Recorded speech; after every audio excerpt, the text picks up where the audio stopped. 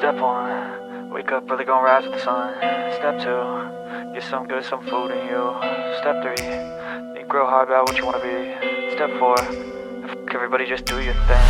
Wake up, today's gonna be a good day. Wake up, today's gonna be a good day.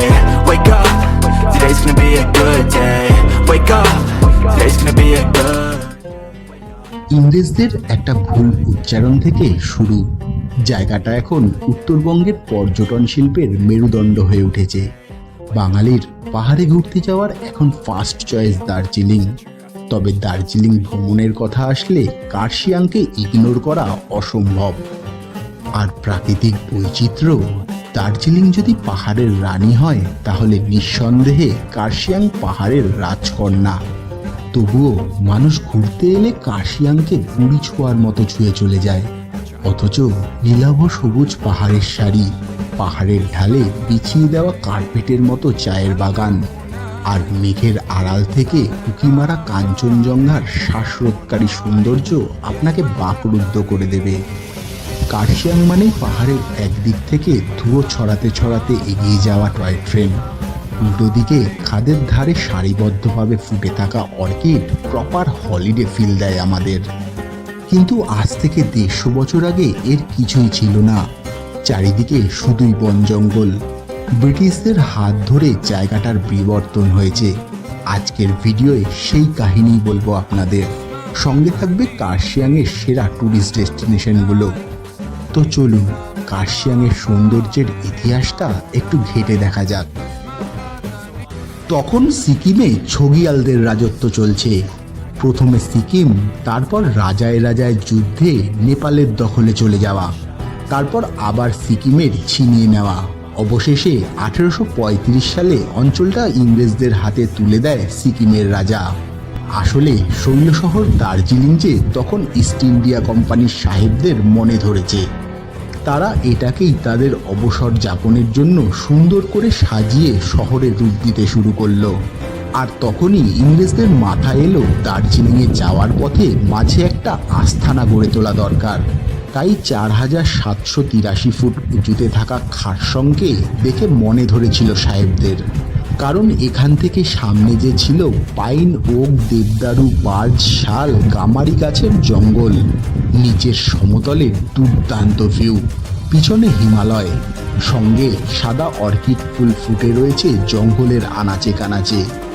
তাই জায়গাটার প্রেমে পড়ে যায় ইংরেজরা। ফলে এখানে ব্রিটিশরা নির্মাণ করলো ছোট্ট একটা শহর। সাদা অর্কিডের সৌন্দর্যে এই অঞ্চলের লেপচারা জায়গাটার নাম রেখেছিলেন খারসং, যা ব্রিটিশদের বিকৃত উচ্চারণে হয়ে উঠল কার্শিয়াং। তৈরি হলো দার্জিলিংয়ে যাওয়ার নতুন রাস্তা। 1861 সালে পাহাড়ের গা বেয়ে এঁকে বেঁকে গড়ে উঠল হিলকার্ট রোড। জমজমাট হতে শুরু করলো দার্জিলিং। কিন্তু চা গাছের বাগান তখনও তৈরি হয়নি দার্জিলিংয়ে। ব্রিটিশরা প্রথম চা গাছের চারা রোপণ করলেন কার্শিয়াংয়ের একটু নিচে থাকা মকাই বাড়িতে। তারপরে দার্জিলিং সহ পাহাড়ের বিভিন্ন জায়গায় চা গাছের বাগান গড়ে তোলে ইংরেজরা। দার্জিলিংয়ের সঙ্গে পাল্লা দিয়ে ব্রিটিশদের হাতে দ্রুত বদলে যেতে থাকে কার্শিয়াংও। জাপান থেকে আনা ধুপি আর পাইন গাছের চারা রোপণ করে দিতে থাকে ইংরেজরা। আস্তে আস্তে হারিয়ে গেল এই অঞ্চলের বার্চ, ওক, ম্যাগনোলিয়ার পুরনো বন জঙ্গল। আদিবাসী লেপচাদের থেকে সংখ্যায় বেড়ে গেল গোর্খারা। এরপর গোটা পাহাড়ের রূপরেখা বদলে দিল টয় ট্রেন। কার্শিয়াং হয়ে উঠল একটা হিল স্টেশন। শুরু হলো টয় ট্রেনে করে কার্শিয়াং থেকে দার্জিলিংয়ে যাওয়া। এখনও পাহাড়ে এসে পর্যটকরা সেই স্বাদ নেওয়ার জন্য মুখিয়ে থাকে। ধীরে ধীরে কার্শিয়াংয়ে স্কুল, কলেজ, চার্চ, অফিস, আদালত, জেলখানা হয়ে একের পর এক হোটেল প্রস্তুত হওয়া শুরু করলো।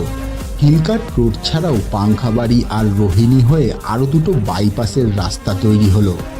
তবে দার্জিলিং যেতে হলে কার্শিয়াংকে পাশ কাটিয়ে যাওয়ার কিন্তু কোনো উপায় নেই। কার্শিয়াং কিন্তু এখনও তার ইতিহাস বহন করে চলেছে, যার ছোঁয়া এখনও পেয়ে যাবেন কার্শিয়াং স্টেশনের 1 নম্বর প্ল্যাটফর্মে থাকা কাফে দি সেন্ট্রাল 1981-এ। এটি একটি ক্যাফেটেরিয়া। যার পরতে পরতে রয়েছে ইতিহাস।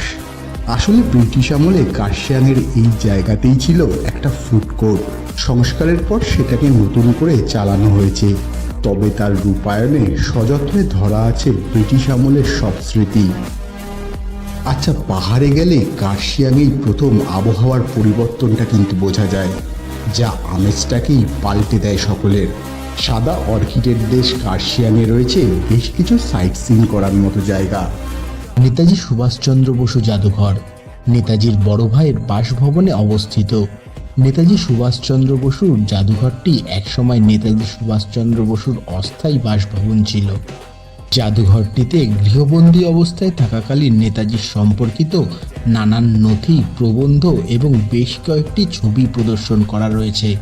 কিন্তু এখন জাদুঘরটি উপত্যকার চমৎকার দৃশ্য দেখা যায় এবং হিমালয়ান ভাষা ও সংস্কৃতির অধ্যয়নের জন্য একটি ইনস্টিটিউট হিসেবে কাজ করে। রয়েছে আম্বটিয়া শিব মন্দির, কার্শিয়াংয়ের পবিত্র উপাসনাগুলির মধ্যে একটি। আম্বটিয়া শিব মন্দির আম্বটিয়া চা বাগানের ভিতরে অবস্থিত, একটি নির্মল এবং নান্দনিক পরিবেশে ঘেরা। দর্শনার্থীরা মন্দির থেকে চমৎকার দৃশ্য উপভোগ করতে পারেন এবং মন্দিরের পাশে রয়েছে কমলালেবুর বাগান, যেটা পর্যটকদের আকর্ষণ করে।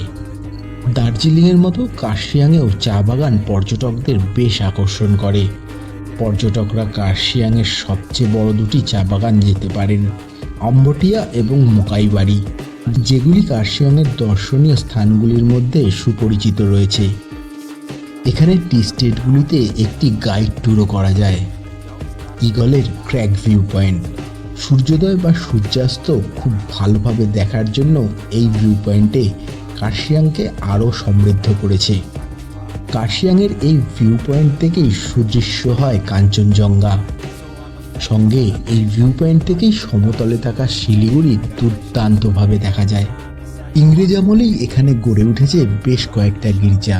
তাদের মধ্যে সবথেকে বিখ্যাত হল সেন্ট অ্যান্ড্রু গির্জা, সেন্ট পল গির্জা এবং সেন্ট মেরি চার্চ, যেগুলো পর্যটকদের বেশ ভালো লাগবে।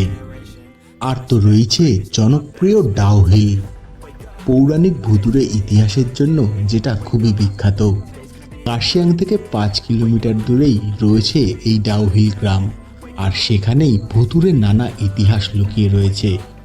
ডাউহিল স্কুল, মাথা কাটা বালক এবং আরও বেশ কিছু গল্প। আর তার জন্যই এখানটায় গা ছমছমে একটা পরিবেশের সৃষ্টি হয়েছে। আর সেখানেই রয়েছে পাইন বন, ডেথ রোড।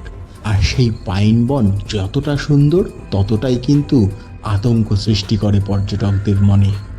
ডাউহিলে রয়েছে একটা ডিয়ার পার্ক বাচ্চাদের জন্য, যেটা খুবই মনোরম। অতীতে এখানে বিরল প্রজাতির বেশ কিছু প্রাণী ও পাখি সংরক্ষণ করা হতো, তবে এখন শুধুই হরিণ দেখতে পাওয়া যায় এখানে গেলে। আর ডাউহিলে রয়েছে একটি বন জাদুঘর, বন দপ্তরের দ্বারা সংরক্ষিত বিভিন্ন জিনিস রাখা রয়েছে সেখানে। তাই কার্শিয়াং গেলে ডাউহিল কিন্তু একেবারে মাস্ট। এরপর সেখান থেকে চলে যান চিমনি গ্রামে। এখানে রয়েছে ব্রিটিশদের তৈরি করা একটা চিমনি, যেটা তৈরি করা হয়েছিল প্রথম বিশ্বযুদ্ধের সময়। শোনা যায় সেই সময় দার্জিলিংয়ে যাওয়ার জন্য এই চিমনি গ্রামের রাস্তা ধরতেন ব্রিটিশরা, রাত কাটাতেন এই গ্রামেই। অতিরিক্ত ঠান্ডার হাত থেকে বাঁচার জন্য এই চিমনি তৈরি করা হয়েছিল। প্রায় 100 বছরেরও পুরনো এই চিমনি এখন অত্যন্ত জনপ্রিয় পর্যটকদের কাছে। আর এই চিমনিকে কেন্দ্র করেই গড়ে উঠেছে চিমনি হেরিটেজ গার্ডেন। তারপরেই রয়েছে বাগোড়া গ্রাম। যদিও সেখানে খুব একটা কিছু দেখার না থাকলেও সেখানকার প্রকৃতি কিন্তু বেশ মনোরম। কার্শিয়াং সত্যি মাদকতা ছড়িয়ে দেয় পর্যটকদের মনে। এখানে পাহাড় ঢেকে দিয়ে যায় মেঘ, আর চোখ ঢেকে দিয়ে যায় কুয়াশা। পর্যটকরা একদিনেই কার্শিয়াং ঘুরে দার্জিলিংয়ে উঠে যায়, কিন্তু আমি বলবো একটা দিন কার্শিয়াংয়ে থাকলে বেশ কিছু অফবিট জায়গা ঘোরা যায়। সঙ্গে এখানের প্রকৃতি আর মেঘ পাহাড়ের খুনসুটি মন ভরিয়ে দেয় পর্যটকদের। তারপর চলে যান দার্জিলিং, তবে গাড়িতে নয়, অবশ্যই টয় ট্রেনে চেপে। তাহলেই তো পাহাড় আর তার ঐতিহ্যের সঙ্গে প্রকৃতির মেলবন্ধনের স্বাদটা মন ভরে উপভোগ করতে পারবেন।